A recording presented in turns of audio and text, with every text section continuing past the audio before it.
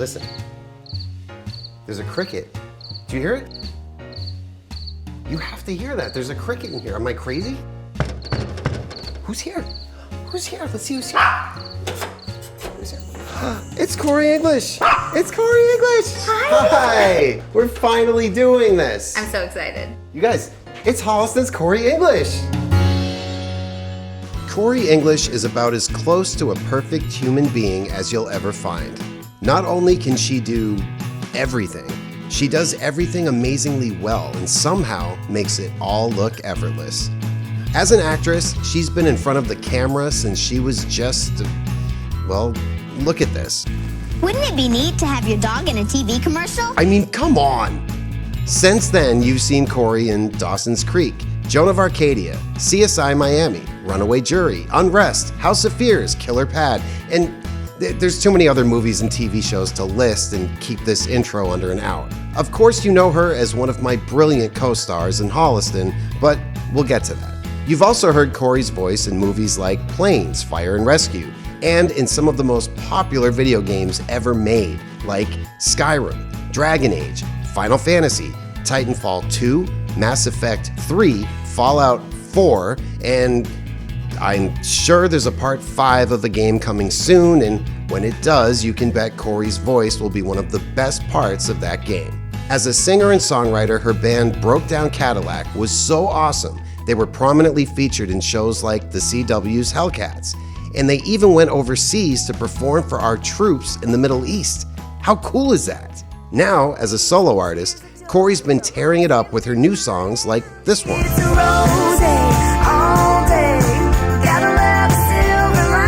And she's also been writing songs for some of country's best artists. I'd name a few, but okay, look, I'm a metalhead and I don't know a thing about country music. Ask me to recite every lyric to side B of Skid Row's Slave to the Grind and I've got you covered. But when it comes to country, all I can tell you is that Corri's stuff is so great that even I love it. By the way, Slave to the Grind, easily one of the best sophomore albums of all time. If you don't already own it, get it. You're welcome. Corri also happens to be a wonderful wife and mother, somehow holding down and raising a beautiful family while simultaneously conquering the world with her talents.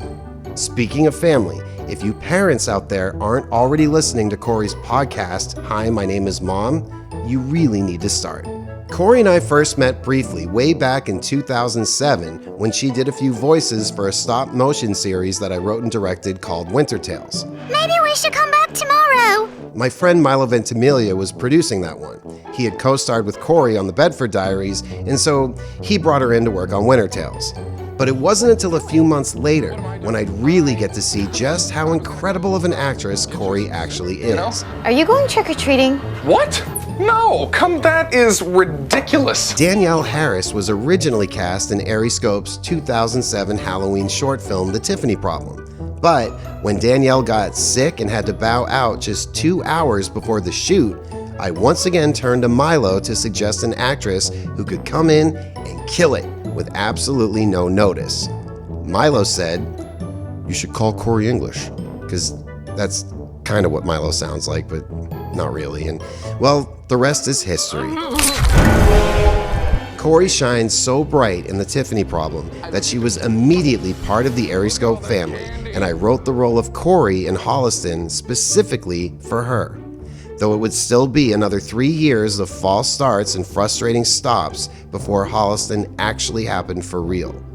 And when it did, I don't know what more I can say than it is literally a gift to get to perform alongside Corri English. I'm out of here!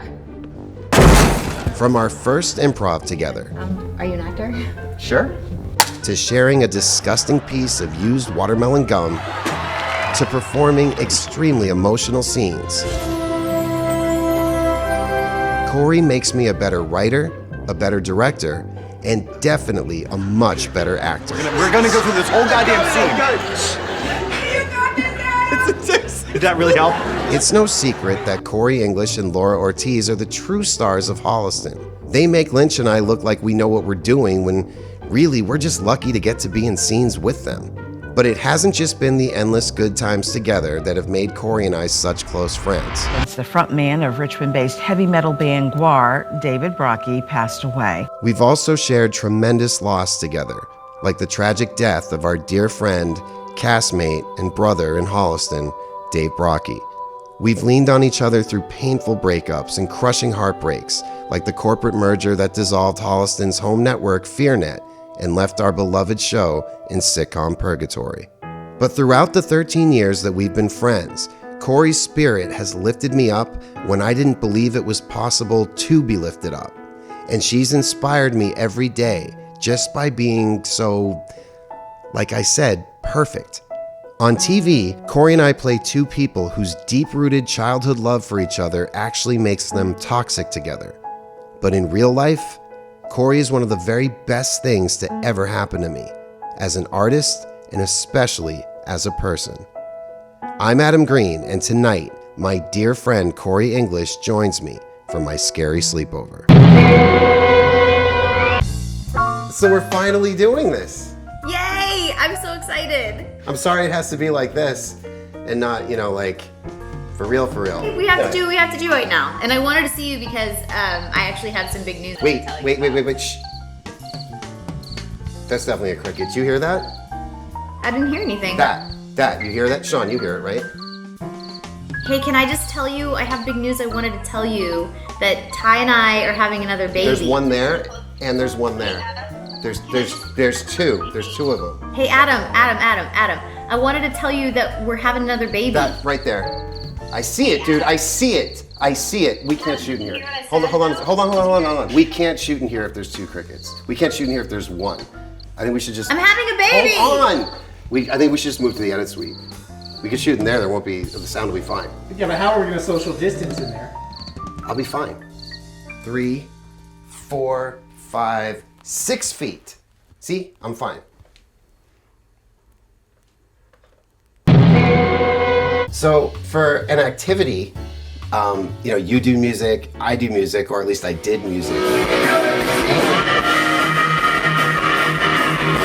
But one thing that we've actually never done is do music together, like write a song together. Yeah. I actually can't believe we have never done that. Right? I know, you would have thought by now, especially... How have we not done that?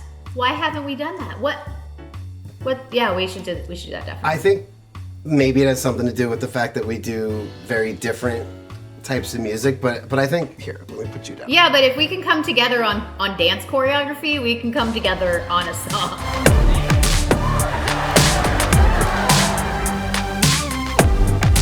Exactly, or if Metallica can play with the symphony and have it be awesome, then we can mix country music and metal. It'll be great, as long as everything... What does that sound like with Metallica and the symphony? It's incredible. I actually think I would love that. You would. I like Metallica. As long as whatever we write is just a lot of like D and E and tune down half a step, and I just add like a rah after everything I sing. Yeah. Perfect. Okay, we can do that. What is our song gonna be about? Well, usually the place I like to start. So like nightmares? I usually like. You want to write about nightmares? Oh no, that's usually where I start. No, go ahead. Where do you start? Oh, you start. Usually I just like to start, if it's a nightmare, that could be a cool song about nightmares, but I like to pull from something that's actually going on in your life, or if you have a song title or a phrase or an idea or a story, I think that's a really good jumping off place. And we're probably similar in this regard because of television film background. I feel like I write music very visually, where if I'm sort of trying to paint a picture, and I would imagine you probably do the same thing. I used to spend my summers on Cape Cod, and there was one summer where I met this like beautiful girl, and I figure that's the type of stuff that fits the type of music that you write about. That's great. Absolutely. Yeah. But I've also been dreaming a lot about witches lately. So maybe witches could be in it too. Or clowns, because clowns are super, super scary. Clowns are very scary. Yeah. So meeting I don't know where they took that turn. Well, I don't. You meet a beautiful girl at the beach. It's summer. Yeah. Childhood. You take her to the circus. You see a clown.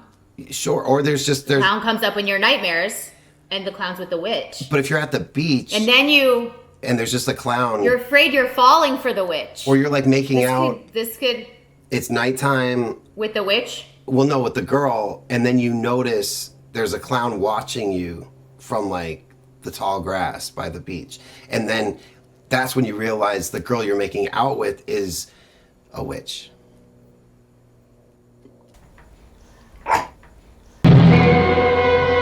I'll just play around with this, see what you hear melodically. Okay.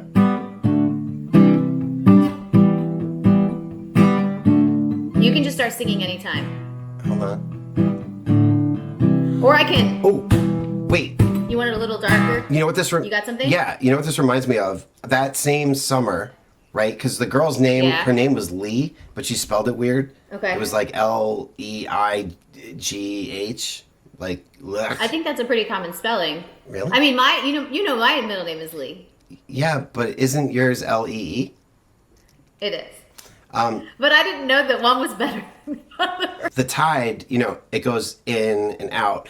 And there was something that happened where there were like these tide pools, and I was standing in them in my bare feet, and I got this like crazy skin infection on my feet, and I had like shitty feet. Like my feet turned like really disgusting, and I mean it was like awful. Like you would never want to see what my feet actually looked like, and it was because there was so much seagull shit in the water, and then I stood in it, so my feet got infected. So maybe that could be part of it.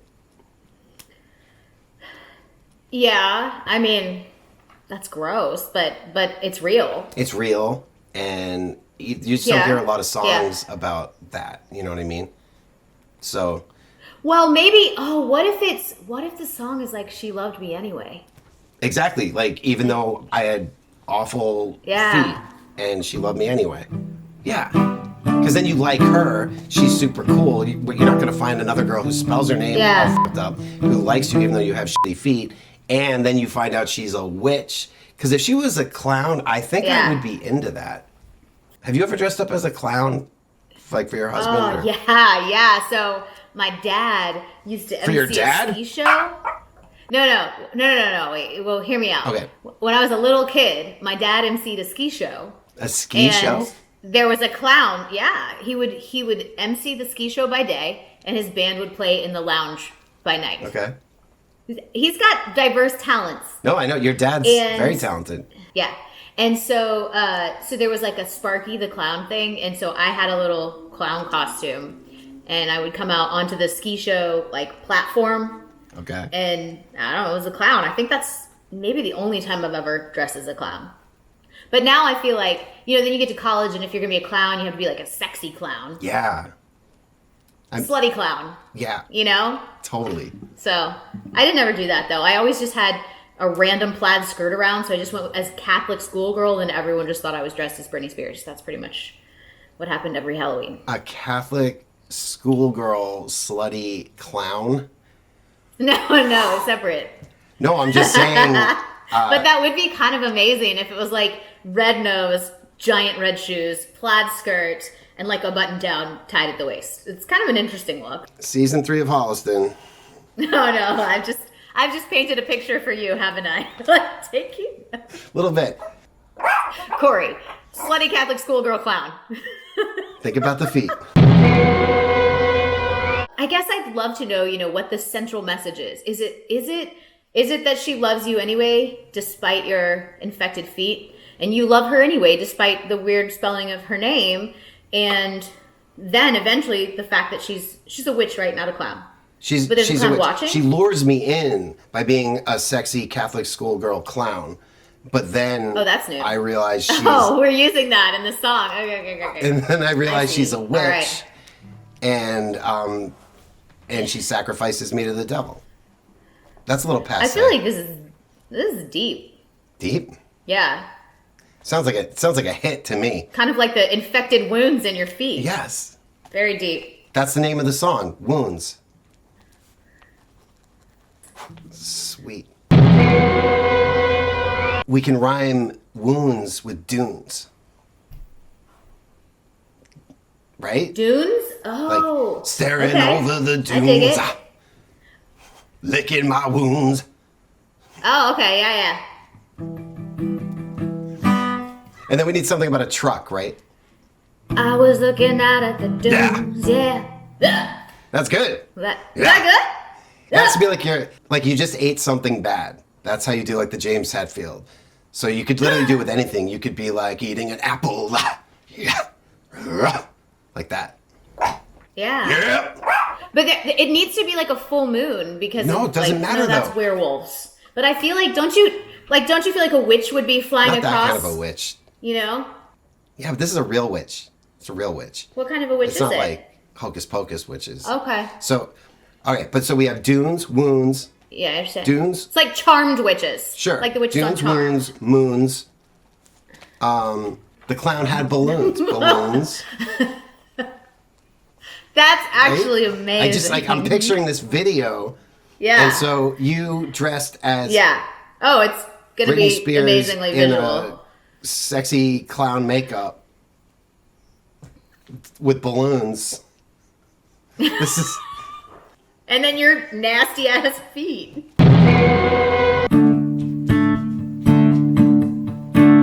I was walking on the dunes. First I saw her balloons. She was staring at me. Man, I had to pee.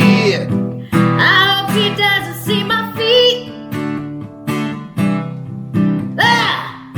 Was that right? Did I do the thing right? Ah! Yes! That's awesome. And with the clown makeup and the skirt, maybe I'll wear a skirt. I don't think I meant to say that out loud. I was thinking it. Sometimes it's, well. All right. 2, 3, 4. Wait, what if, forget the girl and the clowns and the feet. What if, just because what if it's just like an anti-authority song about like politics? Because everybody's just Adam, so what? sick Can of we just- politics hey, right Adam, now. Adam, Yeah. Adam, do you think you want to just like play a video game or something? A video game? Yeah, I'll play a video game. Yeah. Okay. Okay. Let's do that. That'd be fun. All right, we're gonna This play a is video great. game I'm instead. so glad we did it. All right. Okay. I don't actually know how to play video games, but it's probably better than this. So this used to be like one of the biggest parts of this show was the reveal of the pajamas, but I feel like the pajamas started so silly on everybody, and now it's just like t-shirts like this. Although I am wearing my scrubs from that year and a half of medical school that I did. Wait, you went to medical school? No, I'm wearing my Mommy Shark t-shirt. Mommy Shark. Mommy Shark, do do do do do do. Mommy Shark. That's all the rage with the 2-year-olds. Mommy Shark. Little dance. Daddy Shark, do do do do. Grandpa Shark, and it's like different sized sharks, and then they go hunt, and then they run away, and then they're safe at last.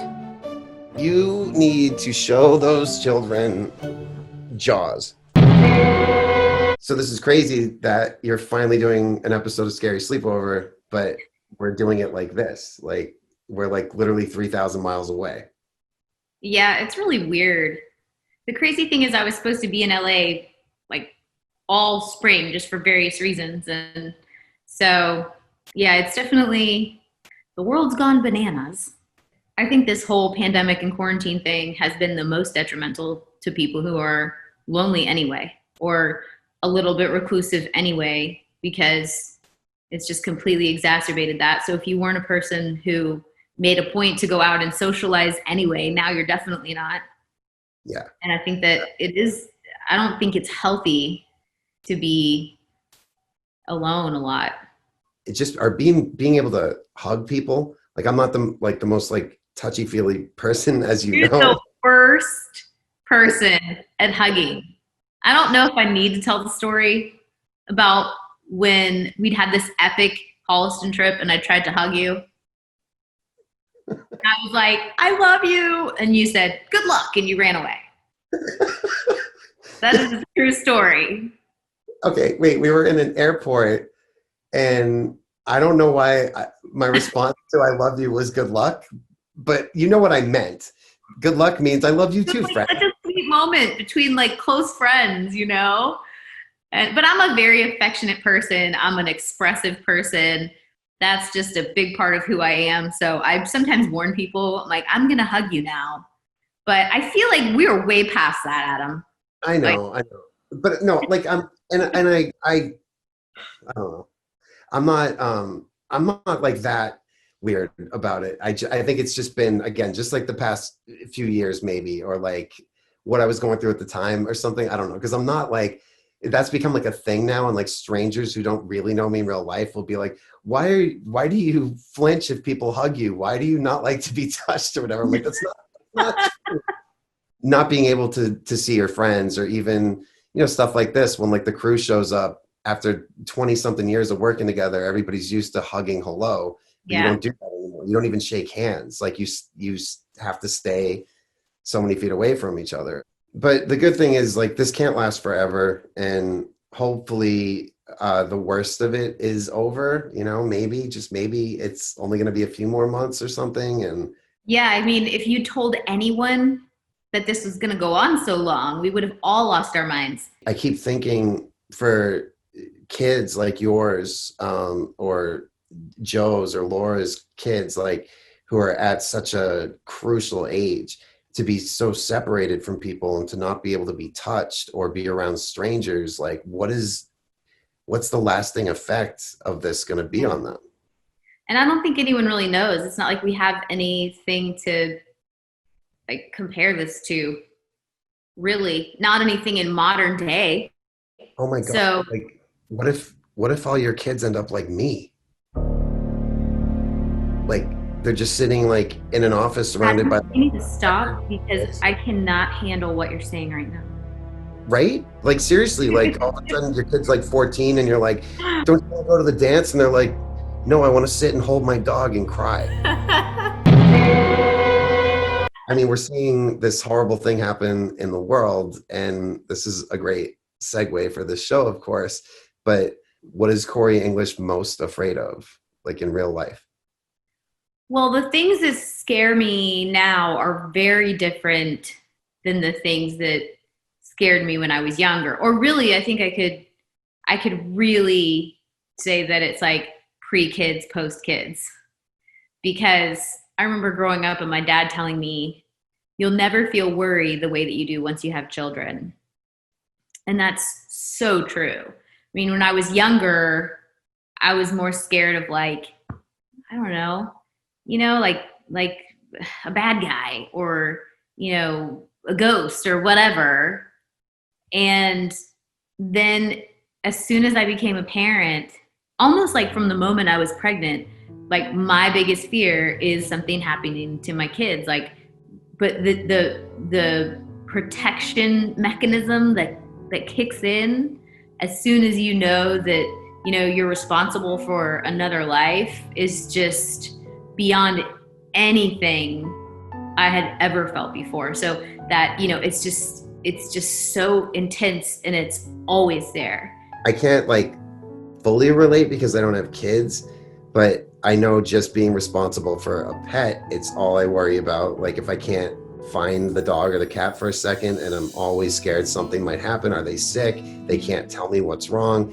But I even worry about my friends' kids like that. Whenever somebody calls and says something's wrong, that's my first worst fear that I jump to, is that something happened to somebody's children. Yeah, I can't even imagine what that worry must be like. And then you feel what they feel. Your immediate family, these people in my life, they're everything. And even before I met Ty, I was just incredibly independent and super tight with my family. And there was nobody in my love life that could like encroach on what I felt with my immediate family. And then he became my immediate family. And just the idea of anything, I can hardly say like the words out loud, because that's how intense the protection is, and the dread at anything, ever hurting them. It's intense. Before you had children, what would you say your biggest fear was? Did you have like one thing that like you just could not do or watch or something like that? Well, I don't know if you know this, but I used to be a huge scaredy cat at horror movies. I do know that. And there were these movies that I watched growing up. One of them was called Watcher in the Woods. And the other one was called The Lady in White. And there was this little ghost little girl who sang this song. I was so terrified of like seeing a ghost or something. I don't know. I wasn't even like, and then I definitely had like supernaturally kind of fears. But there wasn't like one thing that I was majorly afraid of. I mean, maybe like being buried alive or something like that, you know? Something that would happen in a horror movie, you know? But then when I started doing a bunch of horror movies, I thought it would be really embarrassing if I was at like my own premiere covering my eyes. So I had to just get a little bit tougher. So one thing I wanted to show you, do you remember him? Dave's bear? Yes. So I keep him in here because I don't always want to see it, you know? But I thought that Dave had taken him when we wrapped. And then like 3 years ago, maybe 4 years ago, Arwen was digging at this bag in storage and just wanted in this bag so bad. And I was like, what's in there? Is there food in there? Did somebody actually store food? Like, what is that? And when I opened it, it was this. But the saddest part is the back of it still has his oh my gosh, the makeup. His makeup on it. Oh my gosh. So yeah. So sometimes when nobody's looking, I come back here and, you know, hug a teddy bear. But well, maybe you were meant to end up with that bear. Well, I know I was meant to end up with it because that dude couldn't hold on to anything. And when he said, Adam, can I please keep my bear? And I'm like, Dave, we need it if we do a third season. I won't lose it. And then 5 minutes after he left for the airport, I found it in the hallway, like with the odorous costume. Like, hey, are you missing something, dude? Like, I can't find my costume. The airline lost it. No, you left it in your dressing room, you idiot.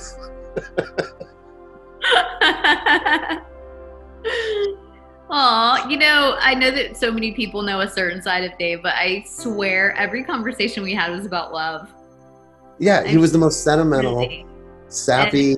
He was like the Must admit. sweetest person. Yeah. I mean, we would talk so much about, you know, like just, I don't know, like just like love and being in love and finding love. And I feel like that was such a big part of just, you know, my connection with him, and just like, oh my gosh, what a sweet person.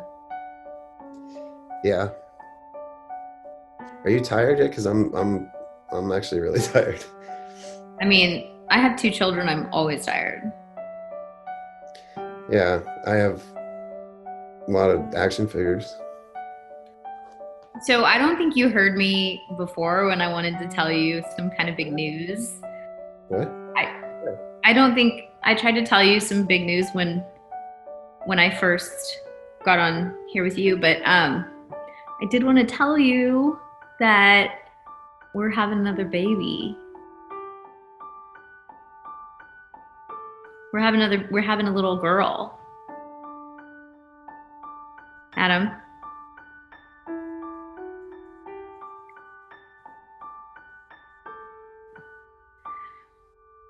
Okay, I'm going to bed.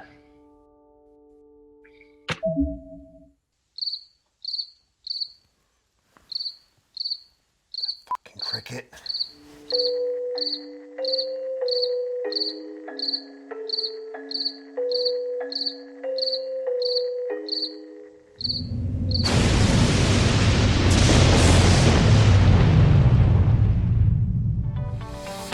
Thanks for joining us for this episode of Scary Sleepover. Joining me next time, it's actor Perry Shen, the true final girl of the Hatchet franchise. Don't miss the series finale of Scary Sleepover premiering on Christmas Day. Until next time, stay safe and sleep tight. Good night.